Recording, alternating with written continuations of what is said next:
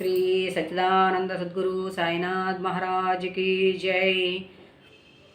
जय गुरुदेव दत्त साईनाथ महाराज की जय। ओम नमो भगवते दक्षिणामूर्तये। ప్రియమైన ఆత్మస్వరూపులారా, సాయి స్వరూపులారా, అందరికీ నా ఆత్మీయ వందనం. చక్కగా దక్షిణామూర్తి స్తోత్రాన్ని ఆదరిస్తూ వస్తున్నటువంటి మీకు అందరికి కూడా ప్రత్యేక ధన్యవాదాలు తెలియజేసుకుంటూ మనం అంశంలోకి ప్రవేశిస్తాం. గత స్తోత్రంలో బాల్య యవ్వన దశలో ఉన్నటువంటి ఆత్మతత్వం గురించి తెలుసుకున్నాం. మరి ఈరోజు విశ్వం పశ్యతి కార్యకారణతయా స్వస్వామి సంబంధితః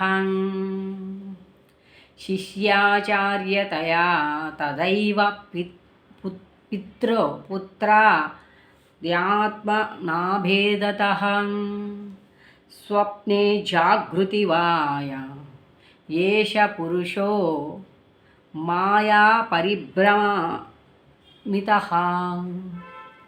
అనేటువంటి అంటూ తస్మై శ్రీ గురమూర్తయే నమ ఇదం శ్రీ దక్షిణామూర్తయే నమః అనేటువంటి స్తోత్రానికి శంకర భగవత్పాదులు వివరణ తెలియజేస్తూ ఉన్నారు. విశ్వం అంటే ఈ కనిపించేటువంటి జగత్తంతా కూడా.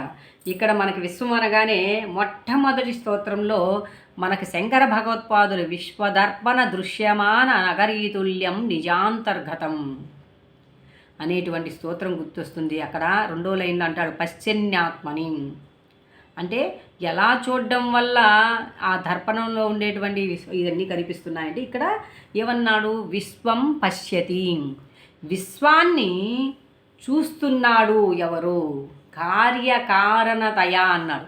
అంటే కార్యము కారణం, అంటే ఒక కార్యం ఉంది అంటే ఇక్కడ చెప్పాలంటే ఒక వస్తువు ఉందనుకోండి, ఆ వస్తువు అనుభవించేవాడు ఒకడు ఉంటాడు, వాడిని ఏమంటాం మనం, భోక్త అంటాం. అంతే కదా, అనుభవించేవాడు భోక్త అవుతున్నాడు, అనుభవించేటువంటి వస్తువు భోగ వస్తువు అవుతుంది. అలా స్వస్వామి సంబంధిత అంటున్నాడు. అంటే స్వ అంటే తన సొంత దాన్ని తానే అనుభవిస్తున్నాడు, ఎలా ఆ సంబంధాలతో అని రెండో దాంట్లో చెప్తున్నాడు. శిష్యాచార్యతయా, శిష్యుడు మరియు ఆచార్యుడు,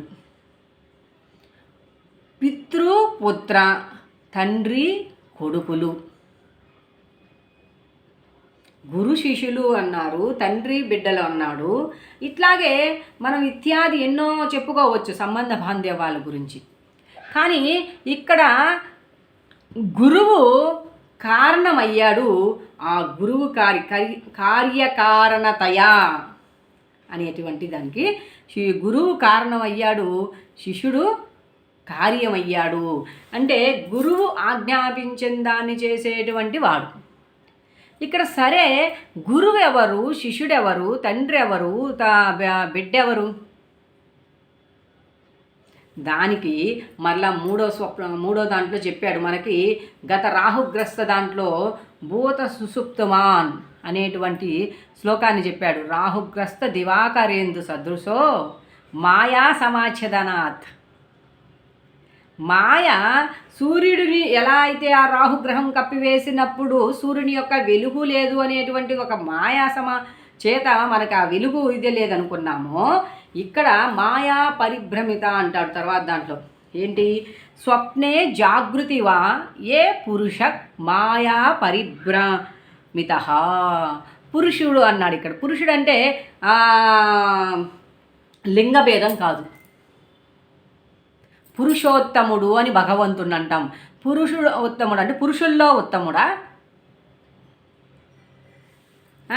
ఏదో సమాసాలు విభక్తులు వస్తాయంటారు కదా, అలా ఇక్కడ ద్వంద్వాలు ఉన్నాయి, రెండు ఉన్నాయి. చూసేది చూడబడేది, చెప్పేది వినేది, చేసేది చూసేది, ఇలా ద్వంద్వాలుగా ఉన్నాయి. ఈ ద్వంద్వాలు ఎందుకు అని, వాస్తవానికి ఉన్నది ఒకే సద్వస్తువు అంటున్నాం కదా, మరి ఈ ద్వంద్వాలు ఎప్పుడు దాకా ఉంటాయి, ఎందుకు ఉంటాయి అంటే అదే అన్నాడు. విశ్వం దర్పని దృశ్యమాన నగరీతుల్యం నిజాంతర్గతం పశ్యన్నాత్మని మాయయా బహిర్భువో యత నిద్రయా. నిద్ర నుంచి మేల్కోగానే ఈ స్వప్నం అనేది ఎలా భ్రాంతి అనిపిస్తుందో అలాగ ఈ స్వప్నం జాగృతి మరియు ఈ స్వప్న స్థితుల వల్ల నేనే అంతా అనుకొని పరిభ్రమిస్తూ ఉండడం వల్ల మాయా పరిభ్రమ అన్నాడు. అలా సంచరిస్తూ ఉండడం చేత ఇదంతా కూడా ద్వంద్వంగానే గోచరిస్తూ ఉంది. ఈ ద్వంద్వంగా గోచరిస్తున్నటువంటి దాన్ని ఇక్కడ చూడండి, గురువు శిష్యుడు వీళ్ళిద్దరు ఇక్కడ దానికి మళ్ళా కూడా రెండో శ్లోకం కూడా వస్తుంది.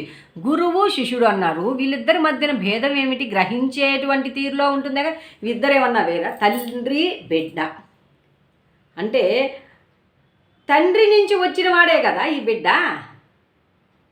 వీళ్ళిద్దరికీ ఈయన వేరు అంటే ఈయన కార్య ఉత్పత్తిని చేశాడు. ఆ కార్యానికి కారణమైనటువంటి ఈయన ఆ కార్యం చేసేలా అన్ని ప్రేరేపిస్తున్నాడు. అంటే ఇక్కడ ఇది ఎలా ఉంటుందంటే నువ్వు ముందా నేను ముందా. తండ్రికి ఎలాంటి ఇది వస్తుంది? గురువు అనేవాడు గురువు అని కీర్తింపబడాలన్నా తండ్రి అనేవాడు తండ్రి అంటే ఆ బిడ్డ అనేవాడు ఉండబట్టే కదా ఇతను తండ్రి అని. అంటే ఉనికి చూడండి, ఒకరి ఉనికిని చాటుకునేదానికి మరొకరి కారణం అవుతున్నారు. ఒకరు గురువుగా భాషలుతూ ఉన్నారంటే అతన్ని ఆశ్రయించిన ఎంతోమంది శిష్యగణం చేత అతను గురువుగా కీర్తింపబడుతున్నాడు. తను నేర్చుకున్నటువంటి జ్ఞాన సంపత్తు వల్ల. అలా ఇక్కడ అటువంటి ఆ గురుమూర్తి ఇది ఇద్దరు కూడా ఏంటి సంబంధం అని చూసినట్లయితే మనం స్వస్వామి సంబంధిత అనేటువంటి దాంట్లో సస్వామి అంటే దానిని ఏదైతే ఉందో దాన్ని అనుభవించేదానికి ఉన్నటువంటి స్వా నాది స్వామి. ఎవరు అనుభవించేవాడు? స్వామి. అబ్బా ఆ స్వామి అంటాం అంటే యజమాని, హక్కుదారుడు, సమస్తాన్ని అనుభవించగలిగినటువంటి హక్కుదారుడు ఎవడు? పరమాత్మ. మరి ఆ పరమాత్మ ఇక్కడ మనం ఇంకా చెప్పుకుంటే సేవకుడు, యజమాని. యజమాని ఉంటే సేవకుడు సేవ చేస్తాడు. సేవకుడు ఉన్నప్పుడే అతను యజమానిగా కీర్తింపబడతాడు. అంటే నువ్వు ఉంటే నేను, నేనుంటే నేను.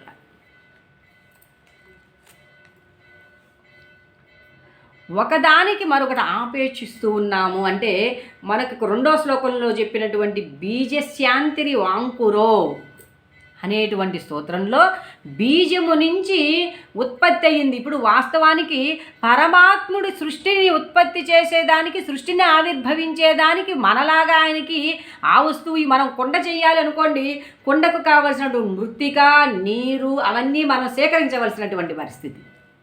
అదే పరమాత్ముడు సృష్టిని సృష్టించాలి అనుకున్నప్పుడు ఆయనకి ఈ వస్తు సముదాయంతో లేదు, కేవలం సంకల్ప మాత్రము చేతనే సృష్టిని గావించుతాడాయన. అందుకే అంటాడు కదా ఆ బీజశాంతి దాంట్లో అవ్యక్తముగా ఉన్నటువంటి జగత్తు భగవంతుని సంకల్పము చేత వ్యక్తము కాబడింది అని. ఇక్కడ మరి ఎలా మనం గోచరిస్తూ ఈ ద్వంద్వాలు ఇవన్నీ ఎలా వస్తున్నాయి? ఆత్మ వాస్తవానికి అన్నిటినీ చూస్తే భిన్నత్వంలో ఏకత్వంలాగా అనేక రూపలావణ్యాలు ఉన్నప్పటికీ దాంట్లో ఉన్నటువంటి దివ్య చైతన్య పదార్థం ఒకటేననేటువంటి తత్వం ఎందుకు జీవుడికి అంటే జీవుడు పురుషో అన్నాడు ఇక్కడ. ఈ యొక్క స్వప్నము జాగృతి స్థితుల్లో ఈ యొక్క పురుషుడు ఎవరైతే ఏ పురుషుడు? దేహమనే పురంలో జీవిస్తున్నటువంటి పురుషుడు, దేహదారి. నేను దేహదారిని అన్నాడు. ఒక అన్నింటినీ చూడగల దృష్టితో ఉన్నటువంటి ఒక యోగి. ఒక సామాన్యమైనటువంటి వ్యక్తి ఏమంటాడు? నేను ఫలానా అని చెప్పినప్పుడు ఇతను మాట్లాడినటువంటి నేనుకి యోగి మాట్లాడినటువంటి నేనుకి గల మధ్య వ్యత్యాసాన్ని కానీ గమనించినట్లయితే ఎవరు ఎరుకతో ఎవరు ఏకత్వ స్థితితో మాట్లాడుతున్నారనేది అర్థమవుతుంది. ఇప్పుడు మన అందరిలో నేను అని ఎలా అని గోచరిస్తుంది? ఇంద్రియాలను ఆధారితంగా చేసుకొని లోకాన్ని చూస్తూ లోకం సత్యం అనుకోవడం చేత ఈ జీవుడు మాయా అంటే పరిభ్రమిస్తూ ఉన్నాడు. ఉన్నది లేనట్లుగా, లేనిది ఉన్నట్లుగా భావించుకుంటూ అక్కడ మాయా భ్రామిత అంటే భ్రమించడం అంటాం, భ్రాంతి అంటాం. దీనికి పర్యాయ పదాలుగా మనం ఎన్నో చెప్పుకోవచ్చు. భ్రమణం భ్రమణం చేస్తూ ఉంటాం. అంటే అదే తను అనుకునిందే యథార్థమని ఆ యథార్థం అనుకునే దాని చుట్టే తిరుగుతూ ఉంటాడు తప్పితే దాని నుంచి యువతలకు వచ్చేటువంటి ప్రయత్నం చేయడు. అలా ఉంటుందన్నమాట. ఇక్కడ వేరువేరుగా ద్వంద్వంగా ఉన్నప్పుడు కార్యకారణ బంధాలుగా అలా ఏర్పడుతూ ఉన్నాయి. ద్వంద్వంగా చూసే స్థితులు రెండు ఉన్నాయి మనకి, స్వప్న, జాగృతి కదా. అంటే నేను నిద్రిస్తున్నాను, నిద్రలో నేను ఇది చూశాను అది చూశాను అంటే నువ్వు వేరుగా, అక్కడ కనిపిస్తున్నదంతా నువ్వే, కానీ నేను ఫలానా వాళ్ళు చూశాను ఇలా చూశాను. లేచినప్పుడు కూడా మనం ఇప్పుడు జాగృతి అంటే మేల్కొన్న స్థితి, వాస్తవానికి మేల్కోవడం అనేటువంటి స్థితి ఆత్మస్థితి. ఆత్మలో జాగృతి కలిగితే అప్పుడు అది నీ నిజమైన మేల్కొలుపు అవుతుంది మిత్రమా. ఆ మేల్కొలుపు స్థితిలో ఏకత్వమే కనిపిస్తుంది, కానీ ఈ ద్వంద్వాలు లేవు, నేను లేదు, నా వాళ్ళు లేదు. ఈ దేహం అనేటువంటి దాంట్లో అహం అనేటువంటి ఇది ఉంది. అందుకే చూడండి, శరీరము రథము, మనసు గుర్రాలు, వాటికి ఉన్నటువంటి కళ్యం వచ్చేసి అది బుద్ధి సారథి. అంటే ఆ రథానికి సారథిగా ఆ యొక్క గుర్రాలకు ఉన్నటువంటి కళ్యాణి గురువుకు కానీ పగ్గాలకు అప్పగించగలిగితే సాధకుడు నిశ్చింతగా ఉండగలడు. కానీ అందుకే చాలామంది చెప్తూ ఉంటారు, బుద్ధిలో గురువును నిలపండి, గురు బోధనల సారాన్ని నిలపండి. ఈ రెండిటికి మధ్యన ఈ దేహము అంటే ఆత్మ అనాత్మల రెండిటి మధ్యన వారధిగా పనిచేస్తున్నటువంటి సారథి ఎవరయ్యా అంటే బుద్ధి.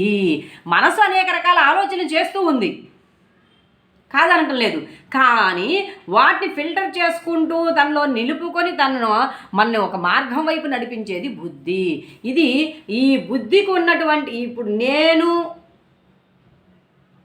దేహదారిని అని చెప్పడానికి, నేను ఆత్మని అని చెప్పేదానికి అన్నిటికీ అర్థం ఒకటి. కానీ నేనే దేహము, నేనే ఈ దేహమే నేను అని చెప్పుకోవడంలో ఒక అజ్ఞానం తొంగి చూస్తుంది కదా. అందుకని అది ఎప్పుడు ఊరికే చెప్పినంత సులభతరం అయితే కాదు మిత్రులారా, ఆ యొక్క ముడిని విప్పడం అనేది. అందుకే నిరంతర జప తపాలతో భగవంతుణ్ణి ఆశ్రయిస్తాము. భగవన్ నామస్మరణతో ఆయన్ని ఆశ్రయిస్తాము. ఆశ్రయించినప్పుడు మనకున్నటువంటి పొరలు ఒక్కొక్కటిగా తొలిగి ఆ బుద్ధిలో పదే పదే నువ్వు స్మరణ చేయడం వల్ల అవే ఉండి అప్పుడు ఆ బుద్ధిలో గురువు యొక్క ఇది మాని నువ్వు అంతర్ముఖం అవుతూ వస్తావు. అప్పుడు అంతర్ముఖం ఎప్పుడైతే నువ్వు అవుతూ వస్తావో నీలో జరిగేటువంటి సహజ సిద్ధమైన మార్పుల్ని గమనించుకుంటూ ముందుకు వెళ్ళడం అనేది జరుగుతుంది. అట్లా ఇక్కడ వాస్తవానికి ద్వంద్వంగా చూసేది కదా, మాయా పరిభ్రమము చేత మనం ఇదంతా ఇది వేరు నేను వేరు అని భాషిల్లుతూ ఉన్నాం. ఇది ఒక వాస్తవానికి పదార్థ జగత్తు ఏంటి, అనాత్మ పదార్థం అంటే ఈ స్థూల దేహం ఏదైతే ఉందో ఇది జడము. దీని లోపల ప్రాణం రూపంలో ఉండి నడిపిస్తున్నది ఆత్మ. ఆత్మ యొక్క స్వభావం ఏంటి, సచ్చిత్ ఆనంద స్వరూపము. మరి ఇప్పుడు ఆత్మ యొక్క స్వరూపం సచ్చిత్తానంద స్వరూపం అయినప్పుడు స్వభావము పరమాత్మ స్వభావం ఏమై ఉంది, పరమాత్మ స్వభావమే సచ్చిత్తానందము కదా. అప్పుడు ఆయనకి మనకి ఇక్కడ ఏమైంది, రెండు ఒకటేగా భాషిల్లుతున్నప్పుడు మరి మనం ఈ దుఃఖాల సుడిగుండంలో ఎందుకుంటున్నాము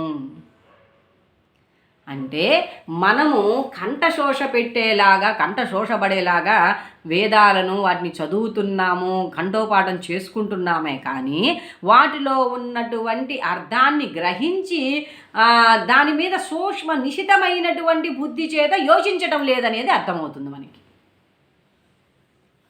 సూక్ష్మగ్రాహిలాగా దాన్ని ఎందుకు ఇలా చెప్పాడు? పురుషుడు అంటే ఏంటి? దేహోస్మిన్ అంటాడు భగవద్గీతలో శ్రీకృష్ణ పరమాత్మ.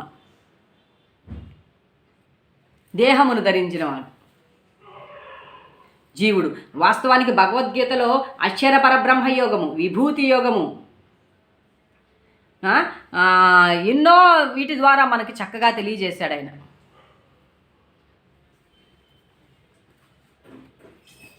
ఈ బుద్ధి అజ్ఞాన అహం అనేటువంటి నేను ఫలానా, నేను ఇది అనేటువంటి ఒక అజ్ఞాన ఆవరణను మనకి ఏర్పరుస్తుంది.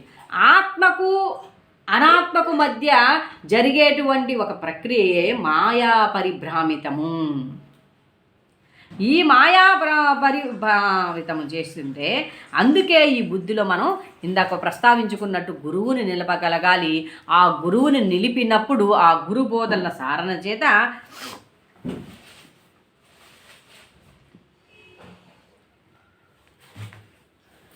మనల్ని మనం తెలుసుకునేలా ముందుకు వెళ్తూ ఉంటాం. చక్కగా ఇంత చెప్పిన ఒక చిన్న విషయాన్ని ఇక్కడ గ్రహించగలిగినట్లయితే, నేను అని సంబోధించేటప్పుడు ఆ భావన మనలో నుంచి ఎలా ప్రకటితమవుతుంది? దేహమనే నేనుగా సంబోధిస్తున్నామా, లేదు అన్నిటిలో ఉన్నటువంటి నేనుగా మనం సంబోధిస్తున్నామా అనేది గ్రహించుకోవలసినటువంటి ఏదైతే ఉందో అది ఎవరికి వారు గమనించుకొని తెలుసుకోవలసినటువంటి విషయం. కాబట్టి ఇక్కడ చెప్పాలంటే తన చేతనే తన సృష్టించుకొని ఇన్ని కూడా ఏమీ తెలియనటువంటి ఉండేటువంటి జీవుడు ఇది ఒక సంబంధ బాంధవ్యాల చేత ద్వంద్వ స్థితిలో ఉంటున్నాడు. ఆత్మకి ద్వంద్వము లేదు. ఆత్మ ఏకత్వ స్థితిలో ఉంటుంది, ఎప్పుడూ సత్యమై ఉంటుంది, నిత్యమై ఉంటుంది. సరే, ఈ ద్వంద్వభావన ఎందుకు కలుగుతుంది? స్వప్నము అనేది చెప్పాడు, కలలో ఇదే నేను, ఇంద్రియాలు ఉన్నాయి కదా, ఈ కళ్ళు, నేను, వీటితో వచ్చినటువంటి సంబంధ బాంధవ్యాల వల్ల ఇదిగో నాకు ఈ కార్యకారణం చేత ఈ బంధం వచ్చింది, ఈ కుటుంబం వచ్చింది, వీళ్ళు వచ్చారు, వాళ్ళు వచ్చారు అనేటువంటిది ఇది అవుతుంది. ప్రతి ఒక్కరం కూడా ఏదో ఒక కార్యం మీదనే భూమికి వచ్చాము. ఆ కార్యాన్ని మనం గ్రహించగలిగి వెళ్ళినట్లయితే ఆధ్యాత్మిక మార్గంలో చక్కగా ప్రవేశిస్తూ ఇహపరాలు రెండింటినీ కూడా సమన్వయంగా చేయగలిగినటువంటి సమర్థత కలుగుతుంది. అట్లా ఈ మాయా పరిభ్రమితం చేస్తున్నటువంటి స్థూల సూక్ష్మ కారణ దేహాలనే ఉన్నాయని చెప్పాం కదా. ఈ మూడు దేహాల్లో ఆవరించి ఉంటాడు. మనకు కనిపించేటువంటి పంచభూతాలతో కూడినటువంటి ఈ శరీరమే కాదు, దీనికి వెనక అంటే పంచభూతాలు మనోమయ శరీరం, సూక్ష్మ శరీరం అంటారు, కారణ శరీరం. ఈ మూడు శరీరముల యందు నివసిస్తున్నటువంటి పురవాసియే పురుషోత్తముడు. ఈ దేహంలో ఉన్న ఈ పురుషోత్తముడు ఏం చేస్తున్నాడు? ఈ పురుషుడు ఏం చేస్తున్నాడు? అన్నింటినీ ద్వంద్వాలతో ఉండి అది అని ఇదని కార్యకారణ సంబంధంతో అన్నింటి యందు చెరిస్తూ ఉన్నాడు. ఆ చెరించేదాన్ని నిలపగలగాలి అంటే చక్కగా ధ్యానాన్ని ఆశ్రయించాలి, భగవన్నామస్మరణ చెయ్యాలి. అలాగే మన శాస్త్రాలు ఏవైతే చెప్పి ఉన్నాయో ఆ శాస్త్రాల యొక్క వివరణని, విశ్లేషణ తెలుసుకుంటూ దాన్ని అవగాహన చేసుకొని ముందుకు వెళ్ళేటువంటి ప్రయత్నం చేయాలనేది మనకి ఈ యొక్క శ్లోకం తెలియజేస్తూ ఉంది. ఇలా ఈ యొక్క నా అవగాహన స్థితిలో అందించేందుకు నాకు సహకరించిన సమస్త విశ్వ గురుమండలికి హృదయపూర్వక కృతజ్ఞతలు తెలియజేసుకుంటూ, ఆదరిస్తున్నటువంటి మీ అందరికి కూడా ప్రత్యేక ధన్యవాదాలు తెలియజేసుకుంటూ, జై సాయిరాం, జై జై సాయిరాం.